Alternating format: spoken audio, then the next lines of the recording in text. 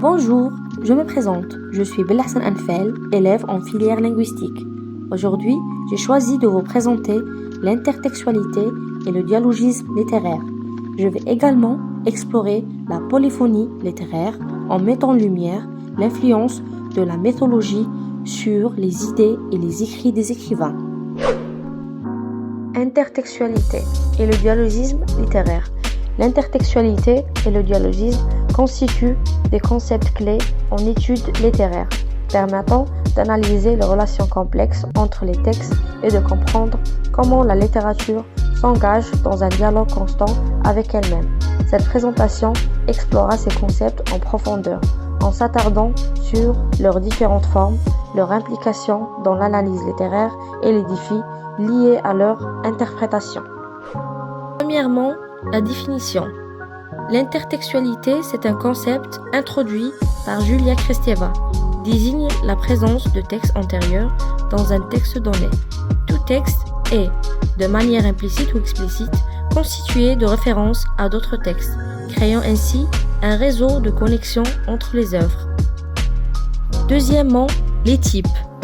L'intertextualité peut prendre différentes formes: citation, allusion, parodie, pastiche, adaptation.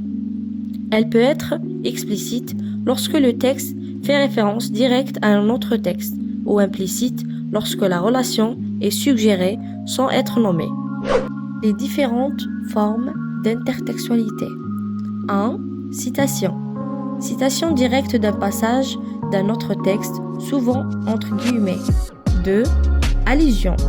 C'est la référence indirecte à un autre texte, reconnaissable par un lecteur cultivé. 3. Parodie. C'est l'imitation humoristique d'un texte existant visant à le déconstruire. 4. Pastiche. C'est l'imitation d'un style littéraire spécifique visant à le reproduire avec exactitude. Exemple d'intertextualité et de dialogisme. Premièrement, Homère.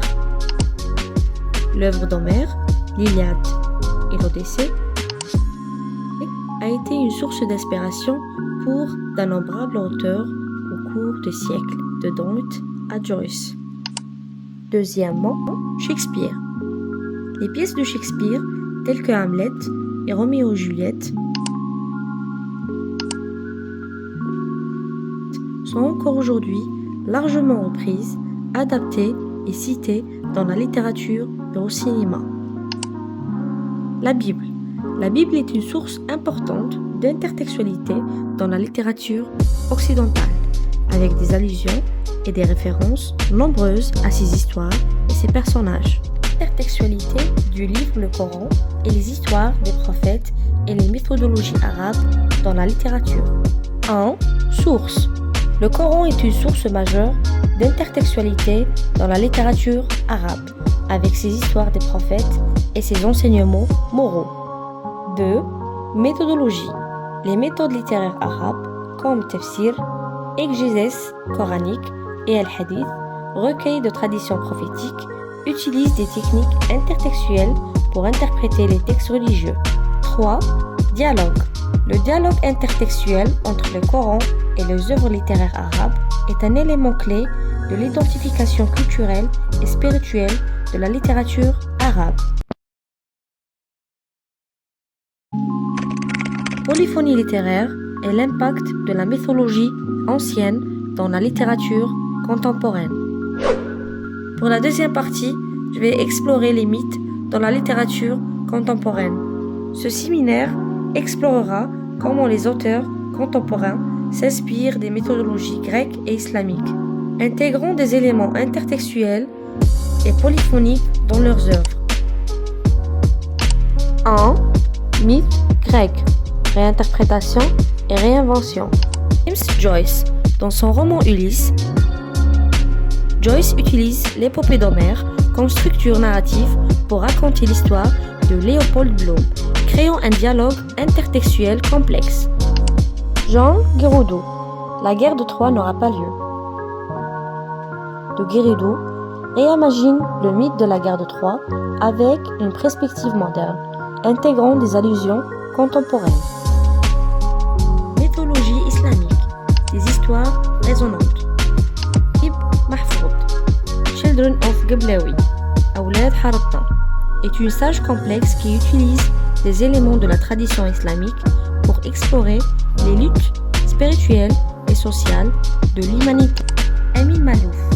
Dans Les Jardins de Lumière, Malouf retrace l'histoire de Mani, le fondateur du manichéisme, en intégrant des éléments de la mythologie islamique et des religions pré-islamiques.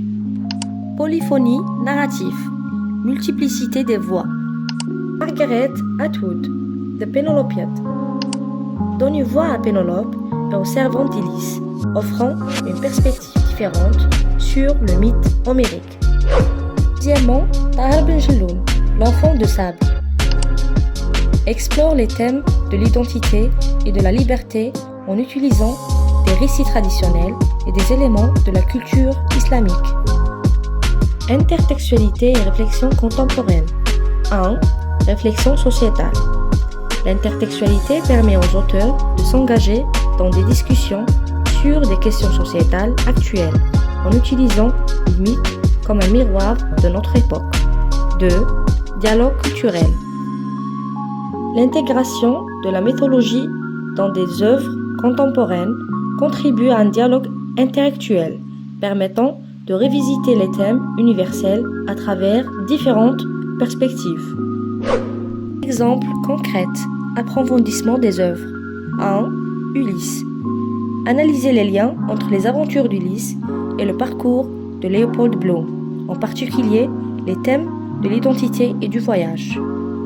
2. Children of Geblaoui, Aoulad Haratna.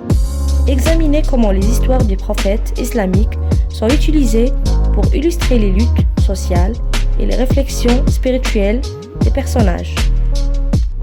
Technique d'analyse. Décrypter les mythes. 1. Approche intertextuelle. Identifier les références explicites et implicites en mythes et comprendre leur impact sur l'œuvre.